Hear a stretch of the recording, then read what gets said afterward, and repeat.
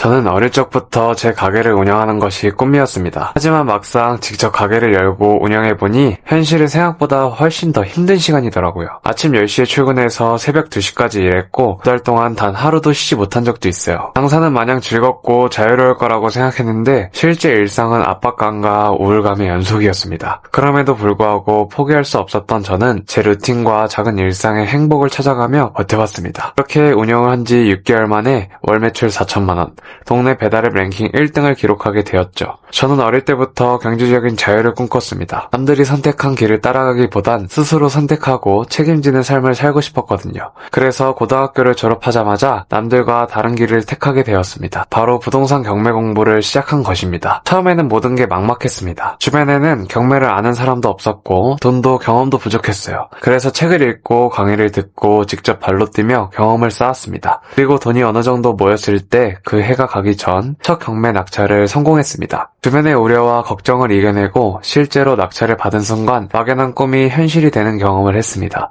그 후 낙찰받은 부동산은 시세보다 1억 원을 저렴하게 구매한 것이었고 다음 목표를 위해 전세를 두어 투자금을 회수했습니다. 친구들이 대학에 다니면서 미래를 준비할 때 저는 직접 돈을 벌며 사회를 경험했어요. 이때 깨달았습니다. 돈은 일찍 벌 수 있다. 하지만 그 방법을 아는 사람은 많지 않구나. 부동산 경매를 통해 번 돈으로 다른 일도 해보고 싶었습니다. 젊은 나이에 이룬 성취였지만 제 안에는 여전히 도전하고 싶은 열정이 남아있었거든요.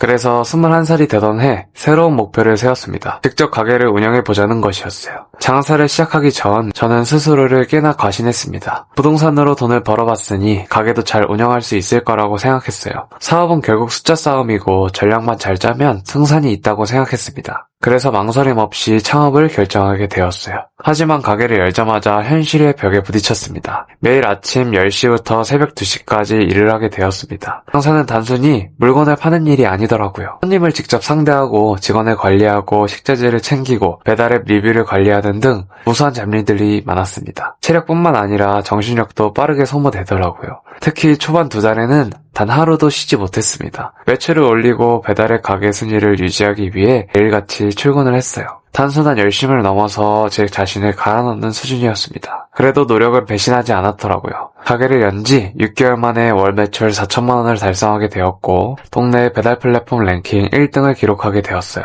주변에서는 부러움과 칭찬이 이어졌어요. 하지만 저는 알게 되었습니다. 이 매출이 곧바로 행복이나 자유로 이어지지 않는다는 사실을요. 4천만 원 매출 중 재료비, 광고비, 임대료비, 인건비를 제하고 나니 손에 쥐는 돈은 생각보다 적었습니다. 하루 16시간을 가까이 뭔가 시간을 갈아 넣은 만든 돈 치곤 상당히 적은 돈이었죠. 그리고 매출이 오를수록 부담도 함께 늘어나더라고요. 고객 기대치도 높아졌고 평점 관리에도 신경을 곤두세워야 했습니다. 직원 관리, 배달 지원 문제 등의 스트레스는 끊이질 않았어요. 점점 지쳐가더라고요. 그때 문득 생각이 들었습니다. 내가 진짜 돈을 벌었던 방법은 무엇이었지? 바로 부동산이었습니다. 시간과 체력을 갈아 넣지 않고 지식과 전략으로 만든 성과였습니다. 저는 냉정하게 제 자신을 돌아봤습니다. 장사는 제 삶을 조금도 자유롭게 만들어주진 못하더라고요. 오히려 더 깊은 구속감을 느꼈습니다. 이대로 몇 년 더 버틴다고 해서 인생이 더 좋아질 것 같지 않았습니다. 그래서 다시 부동산으로 눈을 돌리기 시작했어요. 처음부터 가게를 준비하면서 제가 직접 운영하다 보니 가게를 정리하는 게 마음처럼 쉽진 않더라고요. 정도 많이 들었고 처음에 함께했던 직원들에게도 미안했어요. 투자한 자금과 시간,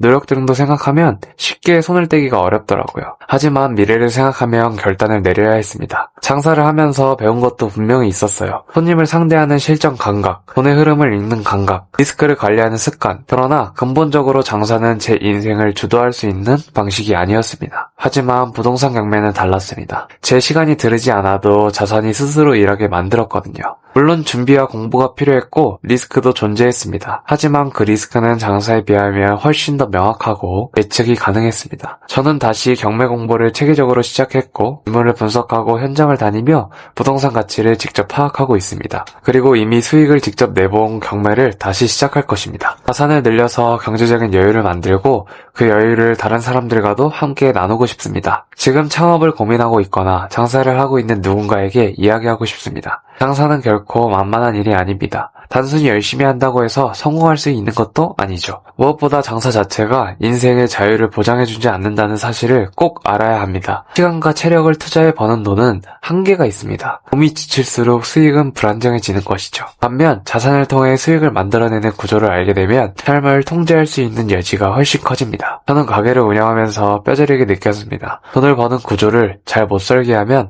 아무리 열심히 일해도 원하는 삶 자체를 얻을 수 없다는 것을요. 그리고 제 경험을 통해 확신하게 되었습니다. 부동산, 특히 경매는 그 대안이 될 수 있다는 것을요. 물론 누구에게나 부동산이 정답이 아닐 수 있습니다. 하지만 최소한 창업을 하기 전에는 꼭 한 번쯤 스스로에게 물어봐야 합니다. 나는 지금 내 삶을 더 자유롭게 만들 수 있는 길을 가고 있는가? 저의 답은 부동산 경매였습니다. 그것이 저를 다시 움직이게 만들었고 앞으로도 제 삶을 바꿔줄 것이라고 생각합니다. 여러분들도 이 영상을 통해 방향을 한번 점검해보시고 오늘 영상도 시청해주셔서 감사합니다. 다음 영상에서는 더 좋은 정보로 돌아오겠습니다.